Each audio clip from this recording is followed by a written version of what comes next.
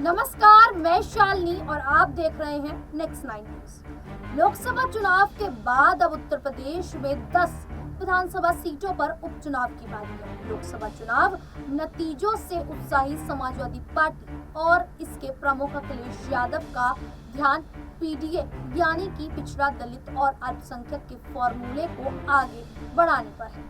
वहीं सूबे की सत्ता पर काबिज भारतीय जनता पार्टी के सामने उपचुनाव में जीत के साथ साख बचाने की चुनौती भी होगी। इन उपचुनाव में दलित मतदाता की फैक्टर साबित हो सकते हैं। बीजेपी और सपा दोनों ही दल दलित मतदाताओं को अपने पाले में करने की कोशिश में जुटे हैं। तो वहीं उपचुनाव से दूरी बनाए रखने वाली मायावती की अगुवाई वाली बहुजन समाज पार्टी भी इस बार चुनावी मैदान में उम्मीदवार उतारने की तैयारी में है।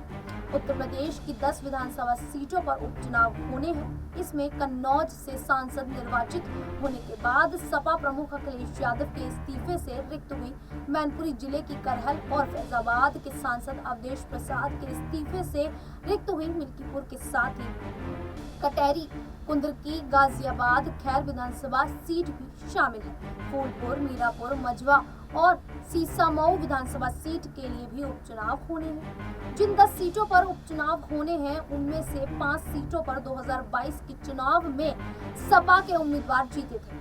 बीजेपी के पास 3, निषाद पार्टी के पास 1 और जैन पार्टी की अगुवाई वाली राष्ट्रीय लोकदल के पास 1 सीट थी। विकास और स्थानीय समस्याओं के साथ ही उपचुनाव में संविधान और आरक्षण का मुद्दा भी छाए रहने की संभावना है। लोकसभा चुनाव में 2019 की 62 सीटों के मुकाबले पार्टी के 29 सीटों के नुकसान के साथ 33 पर आने के पीछे भारतीय जनता पार्टी के नेता भी संविधान और आरक्षण के मुद्दे पर विपक्ष की ओर से गढ़े गए नैरेटिव को मुख्य वजह मान रहे हैं। चुनाव नतीजों की समीक्षा करने लखनऊ पहुंचे संगठन महासचिव वीएल संतोष के साथ मीटिंग में भी दलित और ओबीसी वर्ग से आने वाले नेताओं ने ये मुद्दा उठाया। भारतीय जनता पार्टी नेताओं ने वीएल संतोष को ये बताया कि आउटसोर्सिंग में आरक्षण का न होना लोकसभा चुनाव में पार्टी की हार के पीछे की सबसे बड़ी वजह है। दलित समाज इसे आरक्षण खत्म किए जाने की दिशा में पहला कदम मान बैठे हैं। विपक्ष संविधान को लेकर भी बीजेपी के खिलाफ नैरेटिव सेट करने में सफल रहा। पार्टी के नेता ये भी मान रहे हैं कि भारतीय जनता पार्टी के सामने संविधान और आरक्षण के मोर्चे पर विपक्ष के नैरेटिव से निपटने की चुनौती भी होगी। जिन सीटों पर उपचुनाव होने हैं उनके जातीय गणित में भी विविधता है। मिल्कीपुर जहां दलित बहुल्य सीट है, जहां से सपा के टिकट पर अवधेश प्रसाद 9 बार विधायक रहे हैं, वहीं मैनपुरी जिले के करहल विधानसभा क्षेत्र में यादव आबादी की बहुलता है। गाजियाबाद की सीट शहरी और इसे बीजेपी के लिए अपेक्षाकृत आसान बताया जा रहा है। फूलपुर में पटेल मतदाता अधिक हैं, तो वहीं मुजफ्फरनगर के मीरापुर विधानसभा क्षेत्र में जाट गुर्जर के साथ मुस्लिम मतदाता नतीजे तय करते हैं। उत्तर प्रदेश में बीजेपी की सीटें कम होने को लेकर उंगलियां सीएम योगी आदित्यनाथ की ओर भी उठी। योगी सरकार के कामकाज के तरीके पर सवाल उठे तो ये भी कहा गया कि ब्रांड योगी के वैल्यू कम हो गई। हालांकि लोकसभा चुनाव के लिए उम्मीदवार चयन में सीएम योगी की सीधी भूमिका नहीं थी। सीएम योगी के पास उपचुनाव में अपनी सीटें बचाए रखने हुए विपक्ष की जीती सीट हासिल कर यह साबित करने का मौका है कि उत्तर प्रदेश की जनमन पर उनकी छाप मदद नहीं पड़ी है। उपचुनाव में बीजेपी का प्रदर्शन अगर कमजोर रहा तो पार्टी के भीतर विरोध के स्वर और तेज हो सकते हैं। सीएम योगी को भी इस बात का अंदाजा होगा। उत्तर प्रदेश में दलित वर्ग मायावती की अगुवाई वाली बहुजन समाज पार्टी का कोर वोटर माना जाता रहा है। सूबे में करीब 20% आबादी दलित वर्ग की है और बसपा का वोट शेयर भी 19% के आसपास रहता रहा है। लेकिन हाल के कुछ वर्षों में कुछ चुनावों में तस्वीर बदली है। हाल के लोकसभा चुनाव की ही बात करें तो बसपा का वोट शेयर 19% से गिरकर 10% से भी नीचे चला गया। बसपा को लोकसभा चुनाव में 9% वोट मिले थे और पार्टी वोट शेयर के लिहाज से कांग्रेस के भी पीछे रही। बसपा का खाता भी नहीं खुला था। इसके उलट आजाद समाज पार्टी के प्रमुख चंद्रशेखर आजाद नगीना सीट से जीतकर संसद पहुंचने में सफल रहे। अब कहा यह जा रहा है कि दलितों का मोह मायावती की पार्टी से भंग हुआ है। नगीना में जहां दलित नेतृत्व का विकल्प था, दलित मतदाताओं ने वहां उसे चुना और बाकी जगह भी मायावती से छिटका। यह वोट बैंक सपा और बीजेपी में बट गया।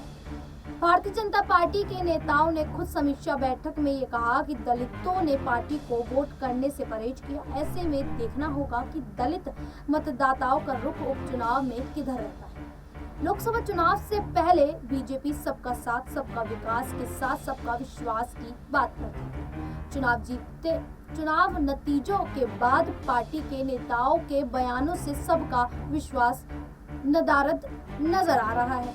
राम मंदिर और अयोध्या के जिक्र से भी पार्टी के नेता परहेज कर रहे हैं। ऐसे में सवाल है कि क्या उपचुनाव में पार्टी फिर से हिंदू और राष्ट्रवाद के अपने कोर मुद्दे पर लौटेगी। वरिष्ठ पत्रकारों की माने तो यहाँ पर उपचुनाव में वैसे भी सत्ताधारी दल को एज रहता है। ये उपचुनाव प्रदेश से जुड़े हैं जहाँ सरकार की कमान पहले से ही हिंदू के पोस्टर बॉय योगी आदित्यनाथ के हाथ में है। हिंदू और राष्ट्रवाद भी बीजेपी की चुनावी रणनीति का हिस्सा होंगे, लेकिन पार्टी का जोर संविधान और आरक्षण को लेकर विपक्ष के नैरेटिव की काट रखने पर अधिक होगा। मिल्कीपुर विधानसभा सीट अवधेश प्रसाद पासी के इस्तीफा से रिक्त हुई है। अवधेश प्रसाद फैजाबाद सीट से संसद पहुंच चुके हैं और इसी सीट से अयोध्या भी है। भारतीय जनता पार्टी के पास उपचुनाव में मिल्कीपुर सीट जीतकर लोकसभा चुनाव में फैजाबाद सीट पर मिली हार का बदला लेने का भी मौका होगा। उत्तर प्रदेश में दूसरे नंबर पर पहुंचने से ज्यादा बीजेपी को अयोध्या की हार खल रही है। ऐसे में माना जा रहा है कि बीजेपी की कोशिश मिल्कीपुर उपचुनाव जीतकर लोकसभा चुनाव में अयोध्या की हार के जख्म पर मरहम लगाने होगा।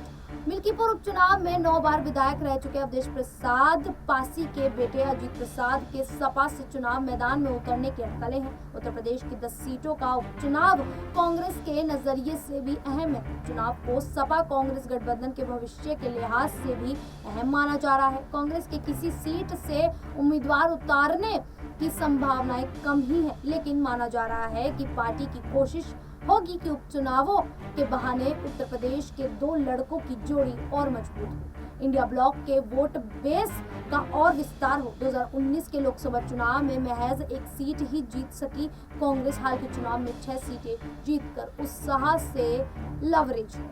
अब जिस प्रकार से उत्तर प्रदेश में उपचुनाव होने हैं, अब देखना यही होगा कि आखिरकार इस उपचुनाव में 10 सीटों पर कौन सी पार्टी कितनी सीटें जीतकर हासिल करती है। फिलहाल के लिए इतना ही। इसी प्रकार की देश दुनिया से जुड़ी खबरों के लिए देखते रहिए नेक्स्ट 9।